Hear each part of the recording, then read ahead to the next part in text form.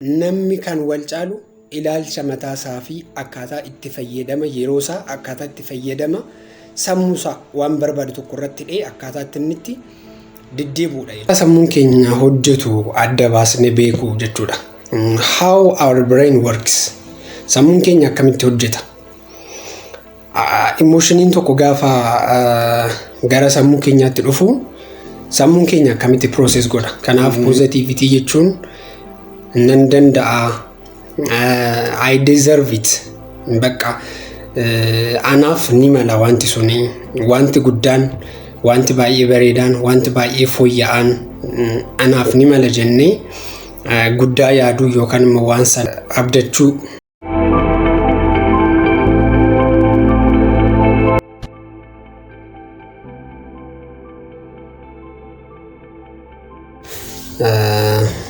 Anigaa Alsaanin jedhama.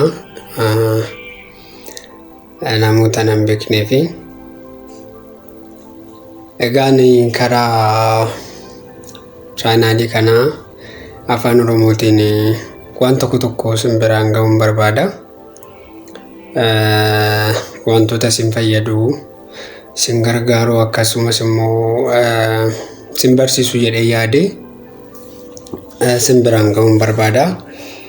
Chaanaalii kana subscribe, share, comment gochuudhaan akka na duukaa buutanii jedheen sin gaafadha kabajaanii.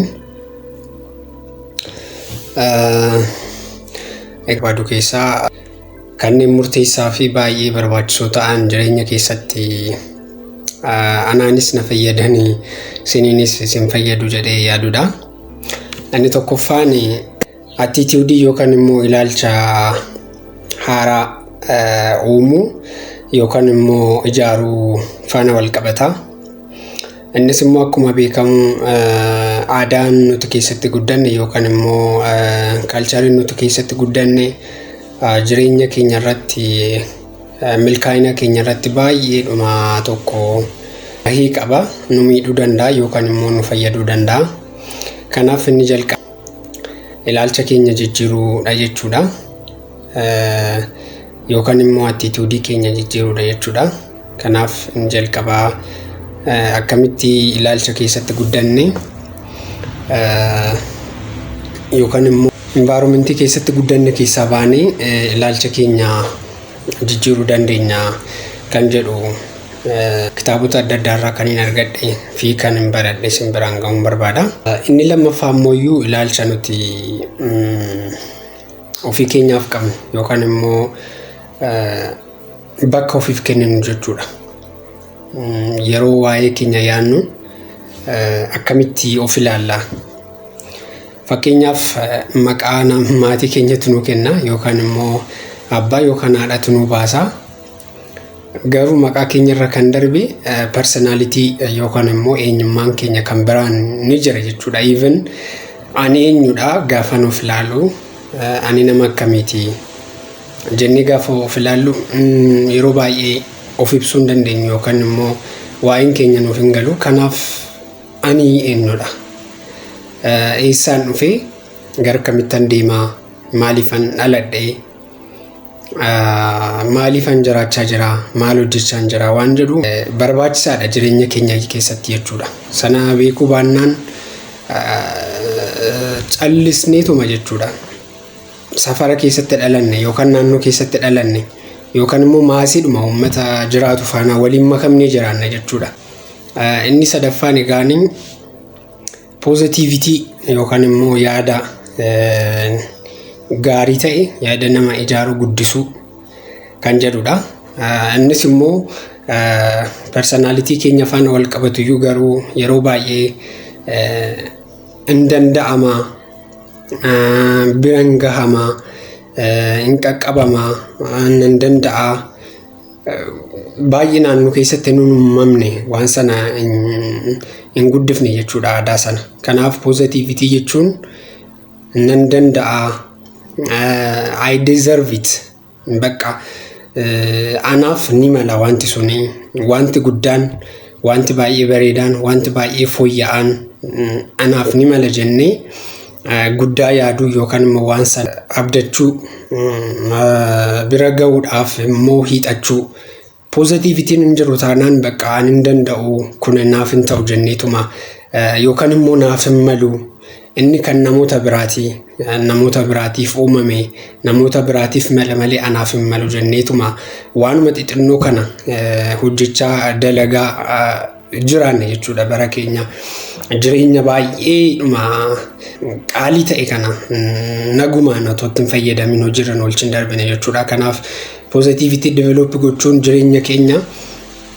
amma jiraachaa jirru kanatti akka ilaalluu fi akka gatiitti kennuun nu gargaara jechuudha.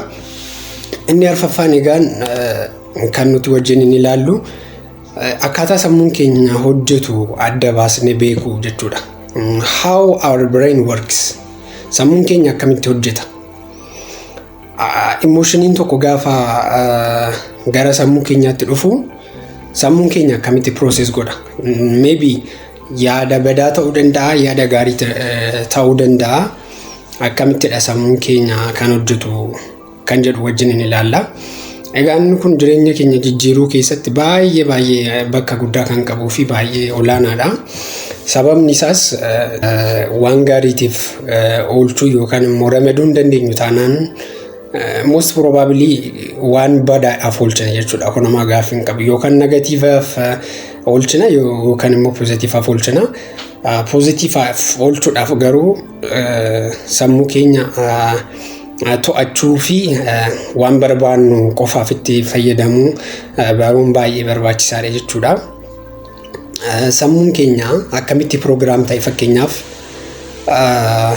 maatii amma keessatti dhalattan keessatti hin dhalanne otoo ta'e akka amma yaadaa jirtan kanatti yaaddu sammuu keenya kana eenyutu program godhe gaafa daa'imummaadhaa kaanee amma umurii ta'e tokkotti guddannu of beekneetuma ani akkanatti yaada bakka ani akkanattan karoorsa bakka ani akkattan abdii horadha bakka jenneetu ofii keenya itti yaanneetu sammuu keenya program goone moo isa namoonni godhan ilaalaa isa namoonni dalagan ilaalaa tilmaamatti kennan ilaalaadha sammuun keenya kan hojjetame jalqabarra sammuu keenya jijjiiruu qabna jechuudha.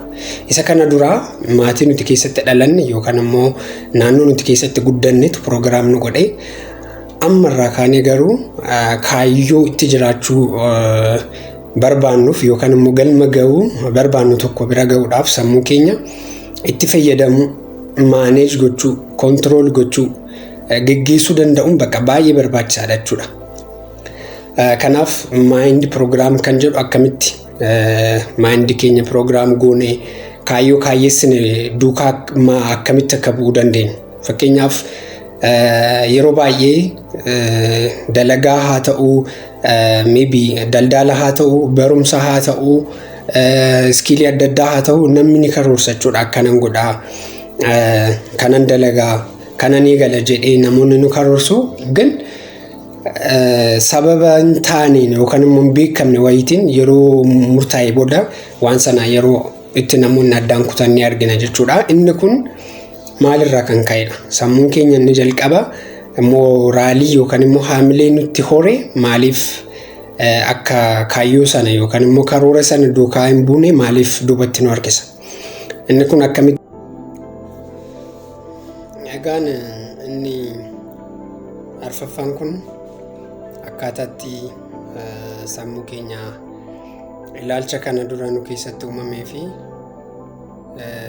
informationii kana dura sassaabne irraa akkamitti reprogram goone ilaalcha haaraa nu fayyaduu fi waan galmaan ga'uu barbaannu tokko sammuu keenya akkamitti fayyadamnee akka ittiin galmaan geenyu kan irratti wajjin ilaallu ta'a jechuudha. Egaan jijjiiramni waan hundumaa jalqaba kan jalqabu sammuu fi ilaalcha keenya jijjiirurraa eegala. Ilaalcha pozitiivaa yookaan immoo ilaalcha gaarii akkasumas immoo itti fayyadama sammuu keenya haala qajeelaadhaan hin beeknu taanaan jireenyi keenya isuma kaleessa ture ta'a jechuudha. Homtuu wanti uumamu hin jiru. Alaa dhufee nama nu jijjiiru hin jiru. Even kitaaba tokko dubbisnee yookaan immoo viidiyoo dhuma amma dhagaa jirtan kanallee dhageessanii jijjiiramuudhaaf jalqaba of banuu yookaan immoo of kennuu barbaachisa jechuudha. Namni fedhii keessaniin alatti yaada tokko yookaan immoo haasaa tokko sammuu keessan keessa kaa'ee kana akkasinitti fayyadamtaniif namni isin dirqamsiisu hin jiru jechuudha. Ofii keessanii murteessitanii ani kanan barbaada, ani kanan fedha, ani kanan argachuu barbaada jettanii murteessitanii gaafa kaatan ilaalchi keessan poozitiivii ta'a. Ilaalchi isin ofiif qabdan akkanumallee yaada gaarii ta'a. Akkasuma sammuu keessan waan barbaadan tokko irratti hidhuudhaaf baay'ee isin rakkisu jechuudha. Jalqaba ani maalin barbaada jettanii waan barbaadan sana murteessuudha. Sana booda ilaalcha gaarii qabaachuudha. Of jijjiiruudhaaf murteessuudha. Sanarra kan darbe yeroodha bakka. Yeroodhuma isin barbaachisa malee wanti biraan jiru. Kan isin ajaa'ibu keessaa immoo wantan viidiyoodhuma kanarratti isiniif qooduu barbaadu namni tokkodha bakka. Namni tokkodha. Namni iddoo guddaa ta'es namni har'a iddoo gadaanaarra jirus all human beings are familiar. Namni wal caalu hin jiru. Gosaan kan wal caalu hin jiru. Uumamaan kan wal caalu hin jiru. Namni kan wal caalu ilaalcha mataasaa fi akkaataa itti fayyadama yeroosaa, akkaataa itti fayyadama sammuusaa waan barbaadu tokko irratti dhee akkaataa itti inni itti deddeebi'uudha jechuudha.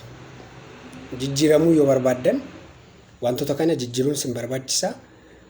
Waan tokko waan baruu barbaadan koomentii irratti naaf barreessaa, yaada keessan naaf qoodaa. Please akka warra kaan bira ga'us share godhaa, koomentii godhaa. Yeroo muraasatti waan gaarii fi waan sin barbaachisu mata dureen kana dura sinii qooda irratti qabadheen dhiyaachuu yaalaa. Galatoomaan sin jedhaa, nagaan naa turaa.